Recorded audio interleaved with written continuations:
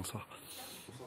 David, on a l'impression que Bani, mais vous jouez comme ça pour aller chercher, sans nous chercher, en jouant très bas.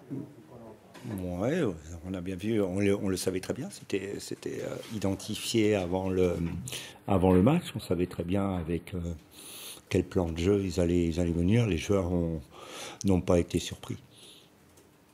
Cette fin de match, encore une fois, un peu comme à Lens, dans un autre sens, il y a un peu de folie qui arrive. Est-ce que selon vous, elle arrive un peu tard? Vous auriez aimé que cette folie arrive un peu tard? Oui, c'est exactement ça. Il ne faut pas s'arrêter seulement à cette fin de match. En effet, où on a manqué de réussite, où on a essayé de provoquer des choses, mais on a manqué de réussite. Il faut être en capacité à provoquer les choses beaucoup plus tôt. Dans le match, parce qu'on peut pas le faire que sur cette fin de match. Et c'est vrai que le comportement après le but a été différent, a été beaucoup plus agressif de mon équipe. Et c'est des progrès qu'on doit faire, on doit montrer beaucoup plus de caractère, mais d'entrée de match. Comment expliquer, cette première mi-temps ainsi, parce que Lorient c'est une bonne première mi-temps, Strasbourg bonne première mi-temps, Montpellier bonne première mi-temps, Lens peut-être moyen, parce que c'était insipide. Comment vous l'expliquez ça, le fait que les joueurs n'ont pas voulu tout de suite Comme vous le saviez, c'était une équipe qui défendait très très bas.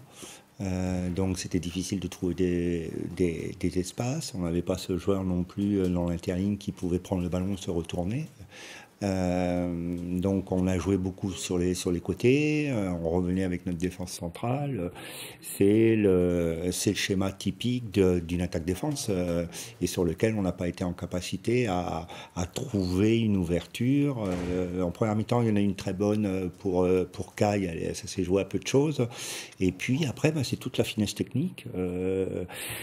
Qu'il faut avoir, la relation entre les offensifs et puis la qualité des centres.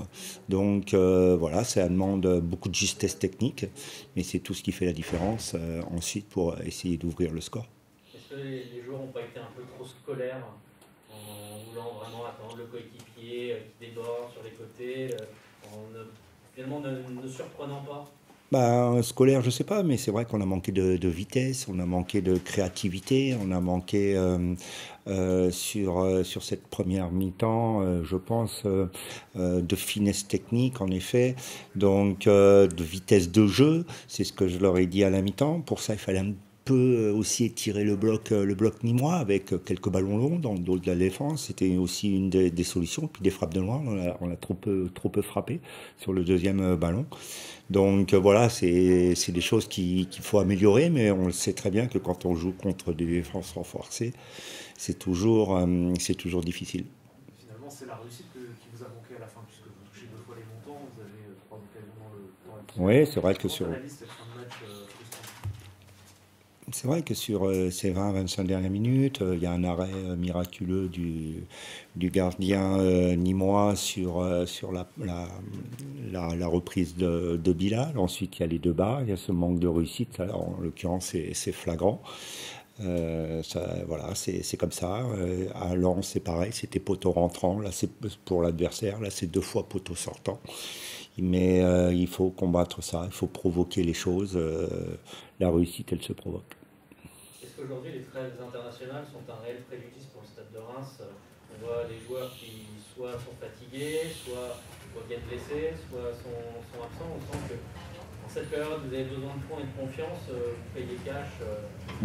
Oui, on est toujours très attentif au retour des internationaux. Dans quel état ils reviennent. Donc ça c'est important. On a récupéré quelques joueurs en début de semaine. Ils ont pu travailler avec nous. Boulaye a pu travailler avec nous toute la semaine. Par contre, c'est vrai que Valon n'a pas pu bosser avec nous. Ce sont des joueurs qui sont très sollicités. À nous aussi, je pense que là, j'avais quand même, notamment sur les postes offensifs, j'avais la possibilité, en effet, de faire des choix. Donc, Moussa avait fait 2 matchs de 70 minutes, mais on voit qu'il retrouve des jambes. Donc voilà, c'est après trouver les garçons qui vont nous amener et leur qualité et leur fraîcheur. On a 1 mois de compétition avec 6 matchs et je veux vraiment concerner tout le monde. Et à quelle date vous allez pouvoir récupérer Petra Grajkovic? Pedrag, comme vous le savez, il a quelques soucis administratifs, donc je pense qu'on en saura plus en début de semaine.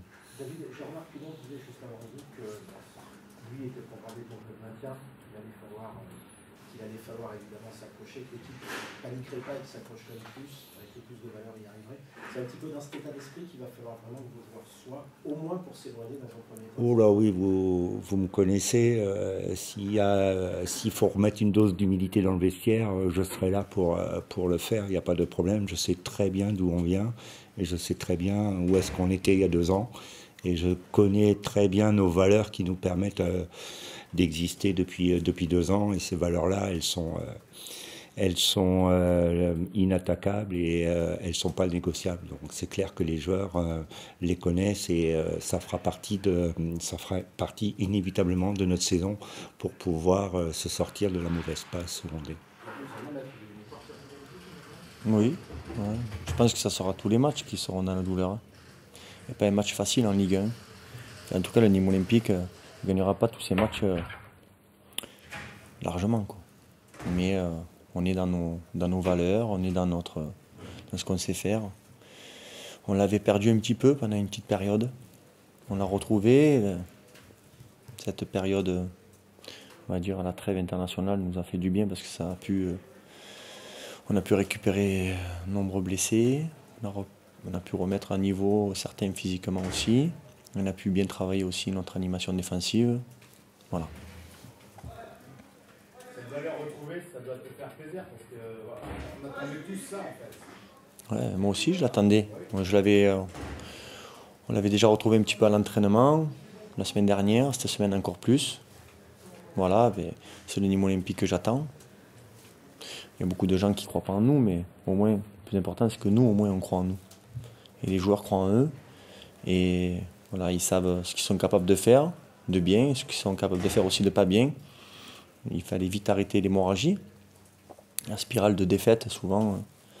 Donc c'est vrai que sur la fin de match, on a essayé de conserver le score, on a reculé, il manquait un peu de confiance. Tout ça, c'est compréhensible. Un mot sur Matteo Alinghi qui a été exceptionnel aujourd'hui. C'est un joueur sur lequel je compte. Je commençais un petit peu à le faire jouer cette année. C'est un joueur qui émerge. Tant mieux pour le club, tant mieux pour lui. Il a toute ma confiance, comme beaucoup d'autres. Aujourd'hui, j'aurais aimé faire jouer 20 joueurs, je vous l'avoue, honnêtement, parce qu'avant le match, ils étaient tous déterminés, même les remplaçants. Ils ont aidé leurs copains. Ils ont très très bien travaillé à l'entraînement. Donc j'ai été déçu pour ceux que je n'ai pas fait rentrer, mais voilà. Et comment tu peux nous expliquer que tu fasses rentrer Kevin Denke et tu le fasses sortir 25 minutes plus tard? Ouais, je le fais sortir, Kevin, j'y ai expliqué après. Voilà, il n'y a rien contre lui, c'est parce que ils avaient annoncé de faire monter un 6e sur corner et il me manquait un joueur de taille. Et en fait, ce 6e, au dernier moment, il n'est pas monté, mais j'avais fait quand même rentrer Karim, voilà, pour travailler, parce que Kevin, j'avais demandé, pendant 25 minutes, il s'est époumoné à défendre à droite, à gauche et tout, puis il me manquait ce joueur de taille. J'avais peur que, sur la fin de match, donc à la fin, j'ai discuté avec lui, il ne m'en veut pas, moi, voilà, c'est le football, si on peut ramener 3 points, parce que je le fais sortir, alors il n'y a aucune punition, mais je ne voulais pas le faire rentrer avant, Karim, parce que Kevin est en point d'appui, tant qu'on n'avait pas marqué, il est mieux en point d'appui. Après, sur de la profondeur ou sur du jeu aérien défensif, Karim il aurait été beaucoup plus intéressant. Donc voilà le choix. Je ne voulais pas sortir à mon milieu, ni à l'Envie, ni Lamine, qui était bien, mais qui avait quelqu'un au marquage sur les coups de pied arrêtés. Voilà, c'était compliqué mes joueurs de côté, c'était dur d'enlever Renaud et Zinou, parce que sur les coups de pied arrêtés, eux, ils étaient en zone aussi. Donc voilà. Pablo Martinez disait avant vous que cette semaine, le joueur s'était réuni pour parler ensemble. C'est quelque chose que vous avez perçu Déjà, moi j'ai fait des entretiens individuels. J'ai trouvé des joueurs très réalistes dans le travail, très lucides dans leur analyse personnelle. Et après, bien sûr qu'ils parlent entre eux parce qu'ils ne se sont pas reconnus sur un match, quoi. Voilà, sur la déroute d'Angers, donc il se fallait de réagir. Et je trouve que c'est très adulte et très professionnel de pouvoir parler entre eux, de se réunir et voilà, de réagir. On a vu rapidement que les Rémois ont pris le jeu à leur compte. Est-ce que c'était voulu de votre part ou ça a été Oui, c'était voulu. Ouais. Leur laisser faire le jeu, c'était voulu. Vous avez clairement annoncé la couleur. Après Angers, il va falloir bien défendre. ça doit faire plaisir quand les joueurs adhèrent à ça et fait au match. Ouais, c'est vrai, j'ai des joueurs qui aiment courir, donc ils prennent du plaisir en courant, même des fois en courant après le ballon. Et quand ils n'ont pas trop, que ça continue. Hein.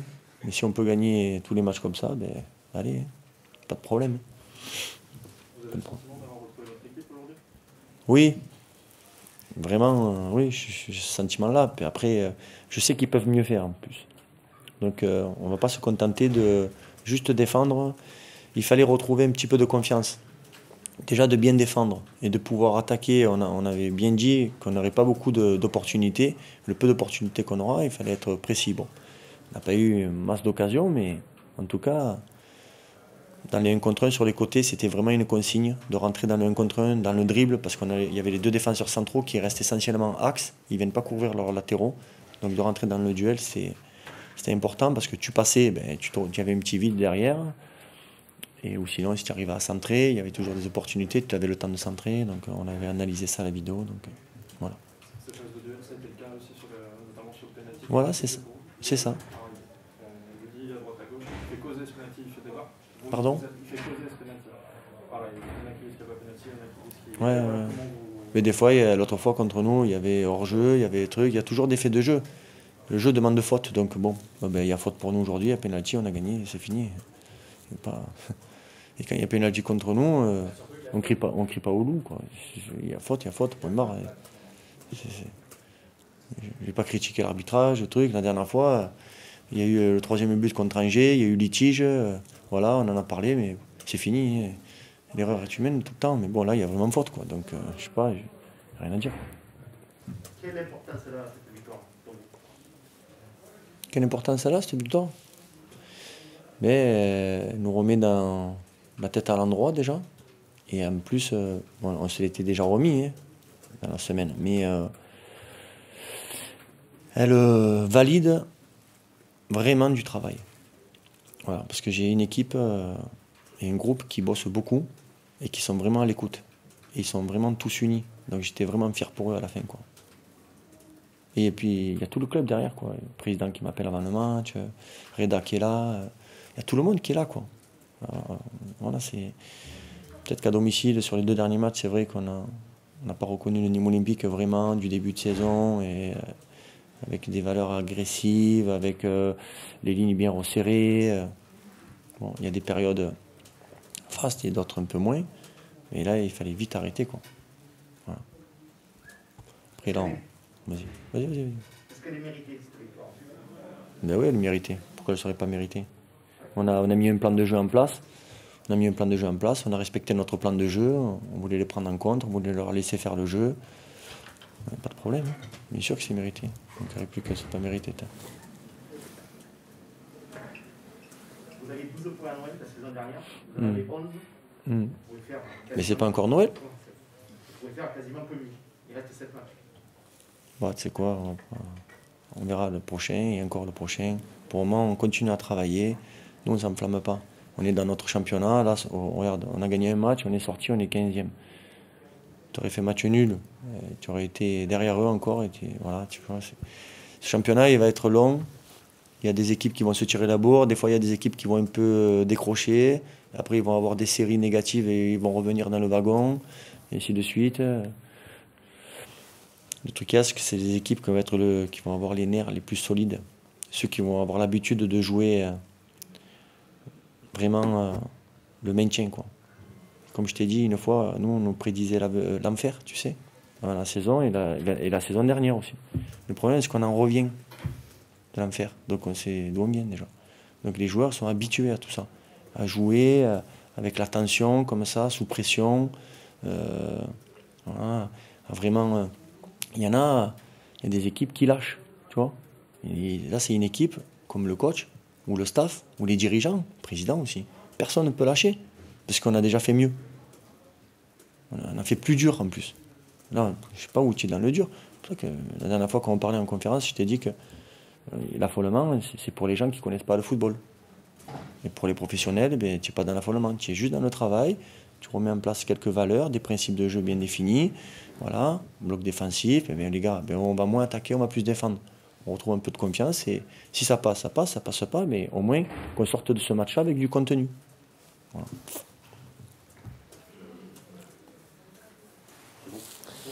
Merci messieurs. Bonne fin de soirée.